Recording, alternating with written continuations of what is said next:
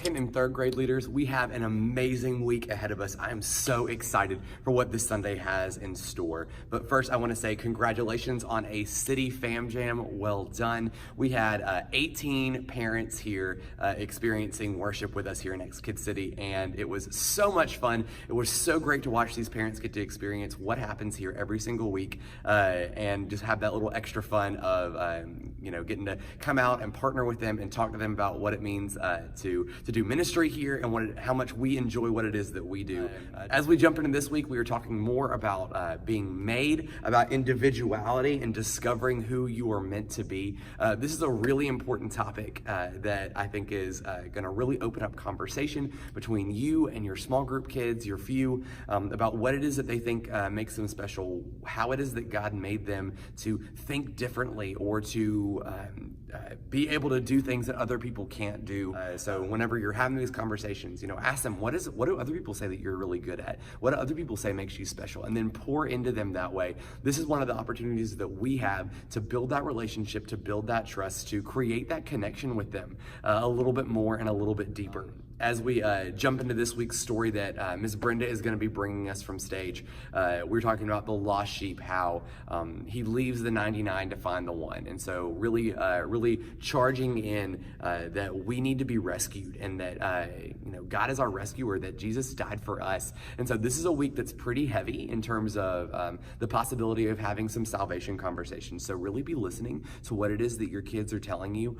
Be attentive to the words that they speak and the kind of attitude that they have, because who knows what kind of feelings this might stir up in them as we talk about what it means to follow Jesus and what it means to have that relationship with him. So as you get into these activities, you've got some pretty cool ones. You've got some stickers that are in your bag, and you're going to play a game that's called Where's the Sheep? And you're going to have your kids stand in a circle with somebody in the middle, and the shepherd is going to be the person in the middle, and they're going to close their eyes, and as their eyes are closed, you're going to walk around the outside of the sheep or of your kids, and then you're going to select one kid to be your sheep, and you're going to take one of these stickers and you're going to put it on their back. And of course, they're going to feel that, but you're going to walk all the way around so that your shepherd doesn't know who you've picked. Even though their eyes are closed, you can still kind of feel those kind of things about people being around you. So your shepherd's going to open his eyes, and you're going to say, okay, shepherd, who is the sheep? And they're going to look, and they're going to pick somebody. And if that person is the sheep, then the shepherd gets to stay.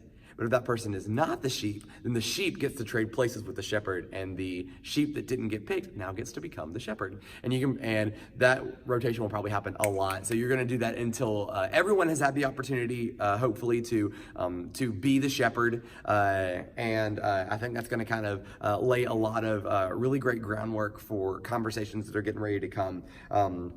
A little bit later in your counting the cotton ball activity, which is one of your second activities, and you get this bag of cotton balls. Now this bag has 100 cotton balls in it. So if you're in first service, make sure that all these cotton balls find their way back in, because oddly enough, it's kind of important that we have 100 so that we can say we've got 99 of these cotton balls, and then we're going to take one away for obviously the 99 and the one.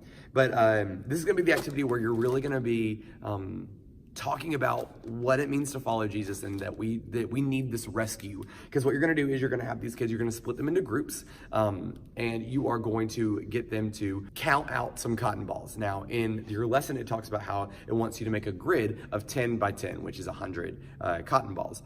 But we don't necessarily have the ability to do that with more than one group. So instead, I encourage you to divvy up your groups and then divvy up your cotton balls, and have them for as many groups as you have, have them make as many rows and as many columns as they can. Just depending on the number of kids that you have and the way that you want to do your group. But at the end of it, I want you to bring all the cotton balls together and say, okay, let's count how many cotton balls we totally have, and be able to say that we have that 100. And if for some reason you lose cotton balls or you don't have enough, there are more in City Hall that we are more than happy to get for you, and we can replace any that get eaten or lost or whatever it is that might happen. Your last activity is a memory verse activity. You are going to encourage somebody to pull out their Bible and look up our memory verse, which is Psalms 139:14. Yes, 139:14. And you're gonna have them read it, and then you're gonna set this in the middle just for reference as you play this game. Because what you're gonna do is you're gonna go through and you're gonna say the memory verse together, word by word. And with every word, you're gonna come up with a new gesture. I was trying to do this a second ago, and it's hard whenever I'm trying to do it with like actual things that matter, like it's like how, okay, so how, you do question hands, and then you, okay, so you point up. But I went back and looked at the lesson, and it really is, you're just doing some kind of gesture that's different from somebody else's done. So it's like, it's a smile, or it's a wink, or it's a wave, but whatever it is, it's different than has been done before. So you're gonna go around and word by word, you're gonna create a new hand gesture or motion or whatever, silly face, to get you through the verse. And you're gonna do it a couple times where different people get to start so that different people get different words. So that'll be super fun. I think we are gonna have a good time with that. Just another way that you get to emphasize that we're all different. We all have our own little individual styles and different things like that that make us special. And then for your closing, you do have, you get bottom line stickers again this week, which I think will be really fun. I really like seeing you guys in your bottom line stickers this past time. And you also have more of the individuality picture frames from last week's activity. And I'm under the impression that you'll have these every week, so that if you have new kids come in, that you'll be able to give these to take home to put on their mirrors, like y'all talked about last week.